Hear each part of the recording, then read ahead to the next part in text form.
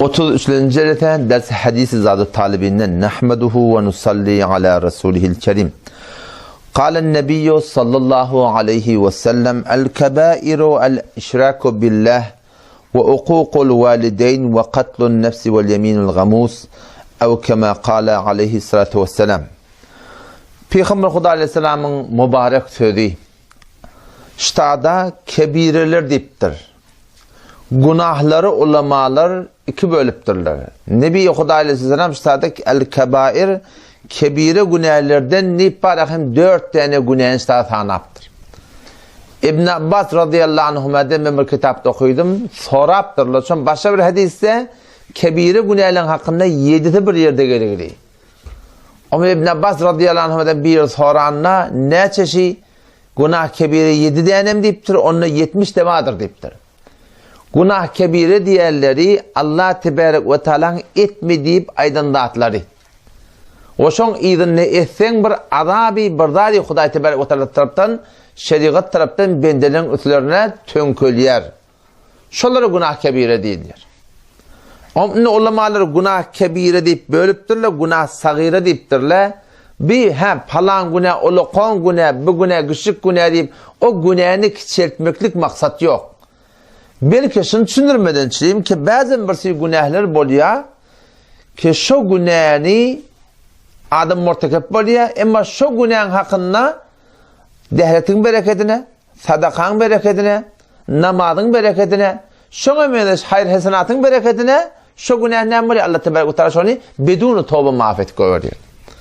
Ama günah kebire diyen günahları bir adam ehyanen eğer mortekep olsa onu hetmin tövbe etmektik gerek.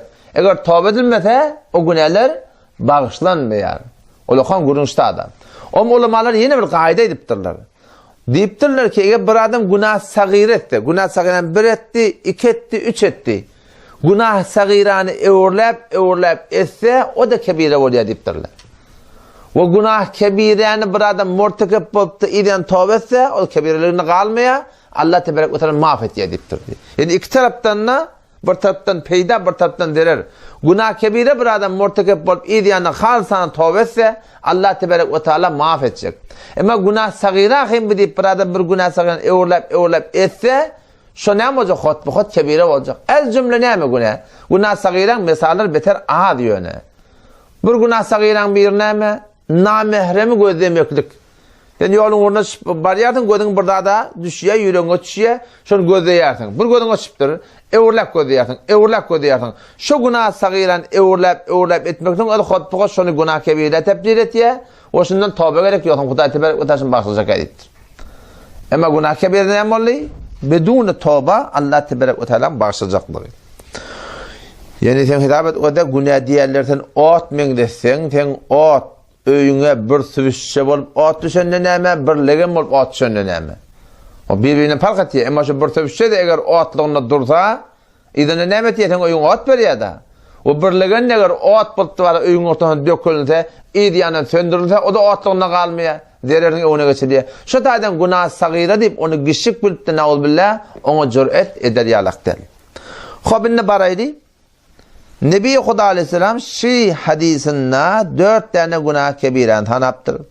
Avvak nemel işraku billah. Allah Teala'ya şirk getirmektir. Allah Teala'ya şirk getirmektin muhtelif zatlara şeriatta şuna şirk deyiptirler. En ki haternakterin şirk ki Peygamber Huda aleyhisselam en ki katı korkuyan şirkim ummetim hakkında ne mi deyiptir? Riya deyiptir. Göz için bir iş etmeklik günah kebire. Göz için takkal koymaklık.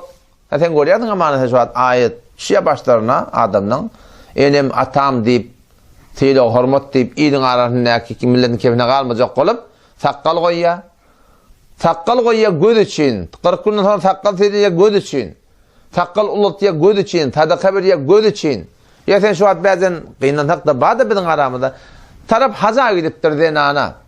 O zaman şol haza gidenden sonra ne etti? İçinde bir akça yağlık örtünüyor. O zaman kim için gittin? Huda için gittin mi? O Huda için gidiptirdin. Huda için giden mi o zaman sen akça yağlığın neme gerek? Kime bildirecek boluyorsun? Kime göz edecek boluyorsun? Kime şunu koyacak bolýarsyň? Eger Hudaý dik giden bolsaň, teň şunyň näme? Şu olakam bir jaý suallaş. Odam şu da günah kebire. Ki bir adam eger haja gitdim men diýip haýsy aýallygym akça ýalyk geyse, näme için geydiýär? Hazyryň bildirjek bolýar geydiýär da. Ýöne kowat ne geymeýänmişdiň? Ýöne kowat bir adam hem jiri geyse. Emma men haja gitýän diýip şonu geýmeklik. Haja gidenni belletmeden şunu geýmeklik.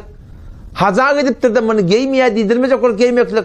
O şoňa mende şonu ahlas bolmasa, şu günah kebire adamyň amalyny harap etjek. O şoňa mende haýty bir dadyky göz içine edilýän bolsa, şoň günah kebire diýdiler, şonuň gaty gewren çekmeklik gerek. Muňa diýerler şirk bi Huda. Nebi Huda aleyhisselam bir gün Hazrat Siddiq radıyallahu anh'ın ýanyna aýtdy diýe ki Allah Taalaga şirk getirmeklik geceň garaňgysyna, gara garynysgan, gara daşyň üstünde şoň aýagynyň tezinden ne şu batyrgyň zat diýdi. Hudaý Taala şirk getirmeklik, yani şecer bir zarif bir zat ýa. Hazrat Siddiq radıyallahu anh ağladı diye ki ya Resulullah bu günahdan ne yapar necat tapmak bolar? Bu günahdan ne yapar necat tapmak bolar? Hazreti Muad ibn Cebel radıyallahu anh Peygamber Hudaýsam ýanyna kabrının ýanyna ağlap ötdi dünýeden gidenden sonra.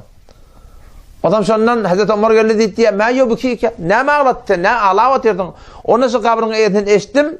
Nebi Huda aleyhisselamdan ki en tejik gödüçililedilen iş Allah Taala şirk diýdi ýa. Ve Allah tebarek ve taala ahirki ayet Kur'an bir rivayette inenne her kim Allah Taalaga tataşmaklyk umydy bar bolsa, imanly geçmeklik ýadynda bolsa, Allah Taala'ny görmeklik ýadynda bolsa ki hemme nimetlerden görende Hudaý Taala'ny görmekligi Allah Taala näme diýär? "Femen kana yerju liqa rabbih felyamal amalan salihan şeriata ve amalatın ve la yushrik bi ibadati rabbih ahada." Öz Rabbinin ibadetine hiç kim şerik getirmesin. Yani näme dediği? Riya etmesin. Göz için bolmasın, halk için bolmasın, il için bolmasın. Ahirki ayet Kur'an şuna kılayım. Näme ağlatyapsın onu? Şula ağlatypdym men. Enteci göz için edilýän şirk diýipdir. Osam şonda Peygamber Hudaýsam bir dua öğretipdir osam. Şuna hiç gotdum. Bu adamlar bundan taknap bilmedi. Oram bilmeýän galýan, riya edipdirdiň. Ben habarly galýan. Bilmeýän gatdyrdyň. Osam şonda Peygamberden bir dua öğretti Siddiqa radıyallahu anha. Onu ertir akşam şunu okuýdy. Allahümme inni a'udhu bike. Ya Allah men taňa sığınýan. Min en ushrike bike şey'e. Ya Allah men taňa bilip durup şirk, men taňa entesla şirk getirmekden ve ana a'lemu bih. Men onu bilip durayın. Bilip durup ya Allah taňa entesla şirk getirmekden ya Allah men taňa sığınýan. Ve estağfiruke lima la a'lemu bih. Ya Allah bilmenden men taňa şirk getirmedem, ya Allah hemen bağışla. Bolma Türkmen janayet ya Allah men taňa bilip durup şirk getirmedem, ya Allah ancak her bir şirki bolsa ya Allah men maaf et.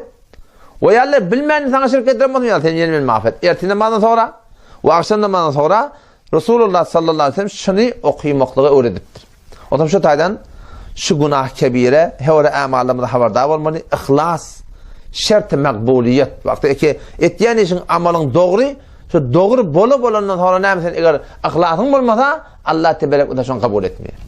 Otam şu taýdan hadise gelýär ki geçen derslerde geçti. Hadiste gelýär erti kıyamet gün awwal baştan üç cemaatden hesap kitap alınacak. Biri alim, biri tahi, o bir de şehit. Her gaýty behterin amallaşlar. Alimden Hudaý tebarek sorajak näme üçin etdiň? Şehitden sorajak näme üçin etdiň? Tahydan sorajak näme üçin etdiň? Birde, ikide, üçte olakon üçte hep boljak. Behterin amallary eden adamlar getirecekler. Awal baştan şordan sorajak näme üçin etdiň? Ýa-da sen üçin etdim. Sen üçin öldürildim. Meýdanda ganym seçildi. Sen üçin berdim. Allah Teala näme diýär? Yalan ağlaýarsyň. Göz üçin etdiň. Ad üçin etdiň. Awra üçin etdiň. Magam için ettin, şöhret için ettin. Düngderilip cehenneme oklanyp, şolong emmanyň odundan o cehennem öde öňküden güjürgejek diýipdir Hudaý Taala. Näme üçin? Şirriya bolanlyk derek. El-işraku billah. Allah Taalaga şirk getirmekdir. Inkolokan şirkin biri näme? Şu riya etmeklik. Göz için bolmaklyk Hudaý Taala. Oňşo taýdan ertir akşam şu dua gaýym bolaydy. Ve Allah tebarek ve Taala'dan dua deydi. Peygamber Hudaýsam dua etdi. Allahümme tahhir kalbi minen nifak. Ya Allah men yüreğimi ikilikten takla. Ve lisani minel kedib. Dilim yalandan takla. Ve ameli minel riya. Ya Allah men amalım riyadan takla diye Peygamber dua etti. Yani Peygamber Hudaýsam dua etti. Ya Allah men amalım riyadan takla diye. Allah tebarek ve Teala tawfik versin. Vesselamu aleykum ve rahmetullahi ve berekatuhu.